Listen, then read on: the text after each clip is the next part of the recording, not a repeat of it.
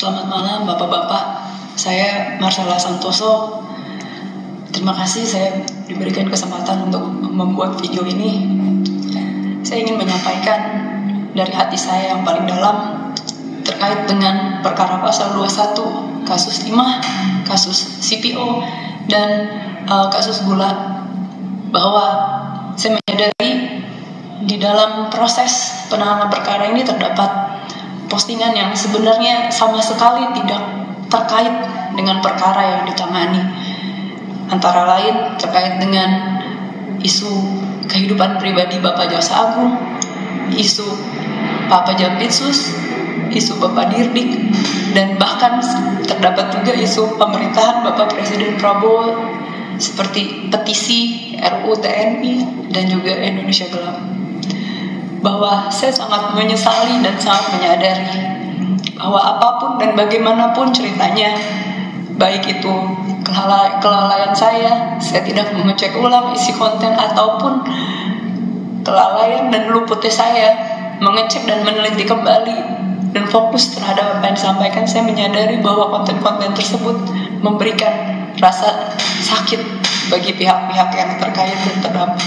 Untuk itu dari hati yang paling dalam saya sampaikan penyesalan, dan saya meminta maaf kepada bapak-bapak dan mungkin pihak lain yang terkait dan terdampak. Itu tadi kita sama-sama telah mendengarkan pernyataan dari Marcella Santoso selaku terdakwa JPO. Nah, kita tanyakan kepada Bang Hendarsam menanggapi pernyataan dari Marcella tersebut. Silakan. Ya, itulah yang saya katakan. Itu kan fakta yang tidak terbantahkan. Kenapa maaf tadi Pak Rian, Prof. Leli, kenapa saya ingin memberikan suatu masukan juga gitu loh. Saya ini kan mahasiswa Anda juga, bisa saya katakan begitu.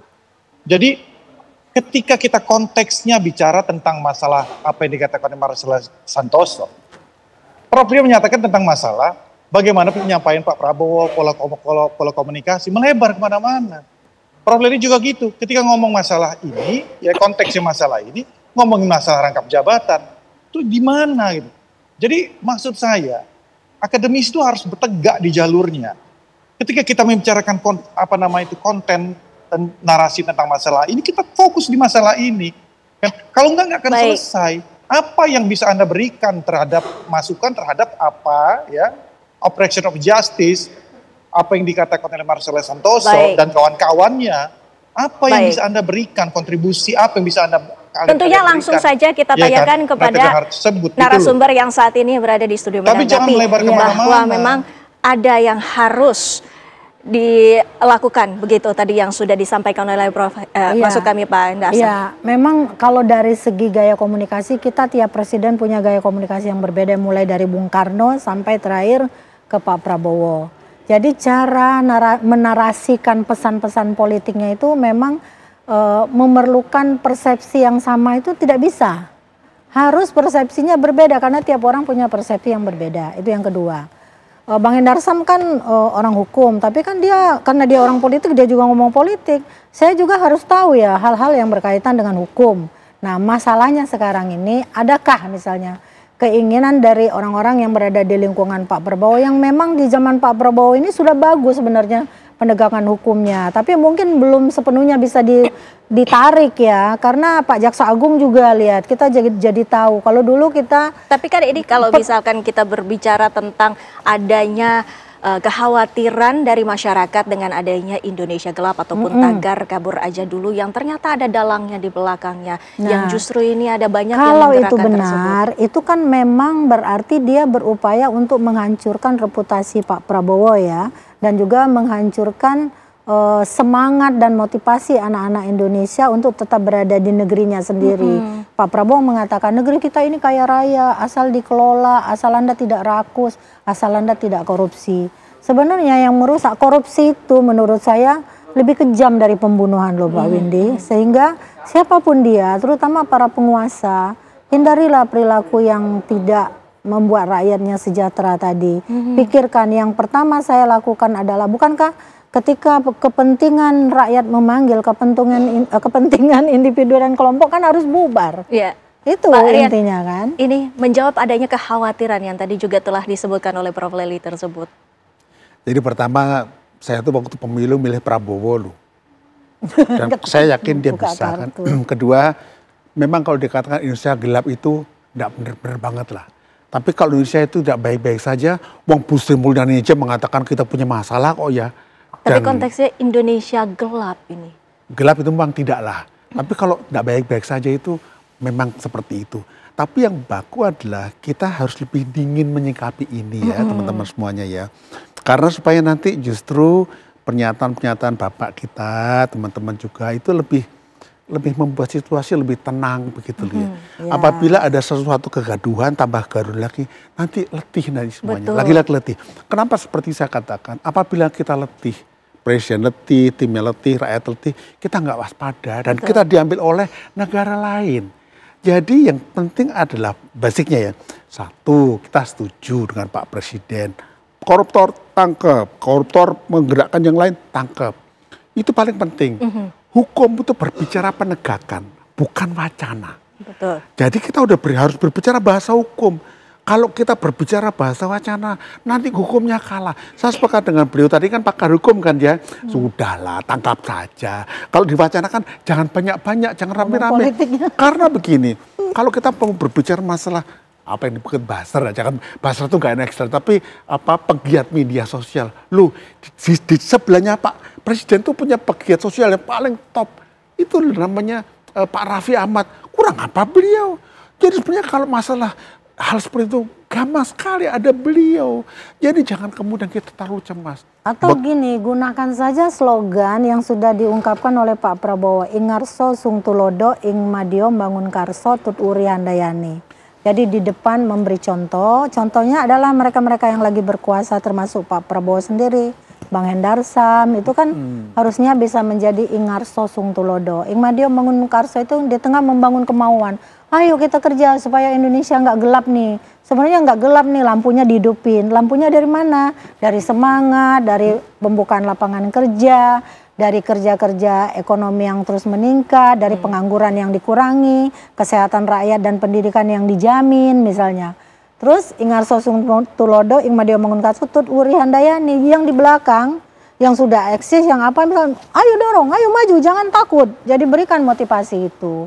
Jadi semuanya bekerja, baik yang ada dalam kekuasaan, saya sebagai pakar komunikasi politik, saya bekerja di bidang saya. Tapi kan kalau saya nulis di koran, saya padanannya harus berdasarkan undang-undang juga, nggak bisa sembarang ngomong, harus berdasarkan teori. Satu hal itu sebab yang membedakan antara pengamat sama pakar, beda itu. Kalau pengamat rajin demo aja bisa jadi pengamat, gitu kan. Ada satu bottom line yang teman-teman perlu kerjakan nanti ya. Saya pada waktu era Orde Baru saya jadi wartawan. Dan saya mendengarkan kata-kata seperti ini sering sekali. Kata yang mana? Pakar bekerjalah pada bidangnya. Jangan kemana-mana. Nanti kalau mendiskusikan, sudahlah kita belajar di masa lalu. Kita udah melewati masa-masa itu. Kita sekarang masuk di dalam masa-masa, bukan, saya nggak bilang demokrasi, nggak demokrasi kok. Kita di dalam masa-masa untuk bekerja bersama-sama tanpa kecemasan. Nah, janganlah teman-teman kemudian menambahkan hal-hal yang dulu kita cemaskan. Jadi saya kira hal yang bottom line adalah kita perkuat Presiden Prabowo, itu yang paling penting. Gimana cara memperkuatnya, membuat Presiden itu menciptakan rasa rekat di antara masyarakat. Kalau ada yang masalah, tangkep, ada datanya, kejaksaan doang, hukum selesai, hukum itu hebat, kita tinggal eksekusi saja. Jadi yang baku adalah, sudahlah, hentikan kita punya diskursus yang itu memang buat galau. Kita yakin Presiden bisa. Dan kedua, ajaklah para pakar untuk makin kritis loh ya, bukan pesimis, kritis. Karena sekarang kata pesimis kritis disamakan, kita ngeri jadinya. Karena kalau kita nggak kritis, bagaimana kita sama-sama mengisi? Nah, itulah kira-kira Mbak. Kita tanyakan lagi kepada Bang Hendarsam, bahwa tadi catatan yang saya tangkap dari Pak Rian, bahwa kita semua harus sama-sama kita rekatkan kebersamaan dan juga motivasi. Nah, motivasi sendiri yang harus diambil dari pemerintah ini seperti apa? Jadi apa yang dikatakan, nah kan kalau setelah saya kasih masukan kan tone-nya agak masuk ke konteksnya lah. Gitu. Saya sepakat dengan itu. Jadi saya juga mengingatkan kepada guru-guru saya ini, para akademisi ini juga, kita jangan out of context, jangan menggiring opini ya yang di luar konteks. Ketika kita berbicara tentang masalah ini, ya kita konteksnya pas masalah ini. Jadi saya itu saja sebenarnya, nggak banyak-banyak lagi saya sampaikan. Kita dukung apa yang dikatakan Pak Prabowo. Apa yang beliau sampaikan, gaya komunikasi beliau ingin mencerdaskan bahwa bangsa ini sedang baik-baik saja. Ya kan? Bahwa bangsa ini menuju ke arah yang jauh lebih baik. Dan oleh karena itu, kita kembali ke konteksnya. Ketika beliau sampaikan ini temanya masalahnya, kita fokus di sama tadi. Kalau kita bicara konteksnya bahwa konteks masalah ini, kemudian kita cari-cari lagi kekurangan-kekurangan atau progres yang belum terlaksanakan, ya ini namanya nggak mencerdaskan, gitu loh. Itu yang saya maksudkan, gitu loh. Baik. Ya, jadi out of context, jadi nggak konstruktif, itu yang saya katakan. Ya, dari saya sekian, karena saya ada satu ini lagi. Udah, terima kasih Prof. Lely. Baik, ya. Baik. Prof. Varian, makasih. Baik, ya. Bang Endarsam. Prof. Lely, ini bagaimana caranya agar masyarakat ini tumbuh optimisme di tengah kendala yang tidak hanya dirasakan oleh Indonesia, tapi juga ini merupakan masalah global? Ya, motivasi yang ada di diri masyarakat itu sebenarnya bisa dipancing. Reaksi positif atau negatif terhadap tindakan yang dilakukan oleh pemerintah. Jadi menurut saya mereka yang berada di lingkungan Pak Prabowo pun harus berani memberitahu lah. Mungkin gimana ya, bukan memerintahkan Pak Presiden lah. Pak, yang ini nanti bisa menimbulkan sesuatu di tengah masyarakat. Mungkin narasinya perlu dirubah. Pak Prabowo seringnya kan spontan nih ngomongnya. Nah, tapi maksudnya ingin memacu semangat. Tapi kan persepsinya beda-beda nih. Nah, saya tidak menurunkan atau menaikkan tuntun saya dari awal sampai akhir sama. Nah, karena apa? Karena saya juga harus ngerti hukum, politik juga, orang politik itu politisi bicara politik. Politik bicara hukum, semuanya antara politik dan hukum itu tidak bisa dipisahkan. Jadi masyarakat juga mungkin bisa melihat nih, Anda membutuhkan seperti apa nih yang ingin Anda. Oh, buka lapangan kerja lebih banyak, kami nggak percaya dengan informasi misalnya dari siapa. Pak Prabowo tolong dengar kami butuh. Jadi rakyat ini punya saluran. Salurannya kemana? Wakil rakyat udah sibuk masing-masing bicara kekuasaan. Kemana itu juga dong? Yang selalu menjadi PR yang kita harapkan ke depannya juga saya ini bisa media diperbaiki. TV1 ya, terutama bisa menghadirkan narasumber yang bisa bersuara tapi tidak provokatif. Iya, kita berharap juga ini ke depannya juga akan lebih baik lagi untuk secara keseluruhan. Pak Aryan, kita ketahui tadi sudah jelas poinnya. Kalau ada koruptor, tangkap. Jangan tangkap aja, hukum. Oh, hukum. Berat-beratnya begitu loh. Dan tapi ini satu hal yang dari pengalaman kita, pembelajaran kita hari ini ya. Nomor satu, ada satu hal yang saya pribadi sebagai, saya bukan pengamat. Pengamat tuh berarti ngeliat bola tapi nggak bisa main bola. Kita kan dosen ya. Dan saya juga praktisi. Nomor satu, kita melihat bahwa model komunikasi presiden sekarang ini dibantu sama teman-teman deh. Karena ini secara implisit menampakkan perlunya ditambahkan rasa percaya diri. Dengan mengatakan seperti itu, nampaknya ada yang hilang itunya. Jadi kan kita sayang. Kedua, harus lebih rileks. Orang boleh mengatakan stylenya beda-beda, iya. Tapi ketika bukan santai loh, rileks itu artinya dengan tahu mengatasi, memilih kata, diksi, bahkan gesture. Dengan demikian kita nggak usah terlalu dibuat-buat, tetap style seperti Pak Prabowo seperti itu. Nah, dua hal itu paling penting agar dalam komunikasi ke depan, baik itu kontennya, stylenya itu sedikit diperkuat sehingga kita termotivasi. Contohnya gini. Termotivasi itu? Bentar, lagi gini, termotivasi karena Pak Presiden kita pede gitu kan ya, termotivasi. Mas, seandainya gini Pak Presiden bilang, ini ada yang bilang Indonesia gelap. Coba kita nggak usah khawatir, saya akan buat terang benderang Indonesia. Kita tunggu bagaimana Indonesia ke depannya ini menjadi lebih cerah, terang benderang. Terima kasih Prof. Lely, terima kasih Varian, dan juga terima kasih Bang Endarsam waktunya bersama kami di Apa Kabar Indonesia Malam.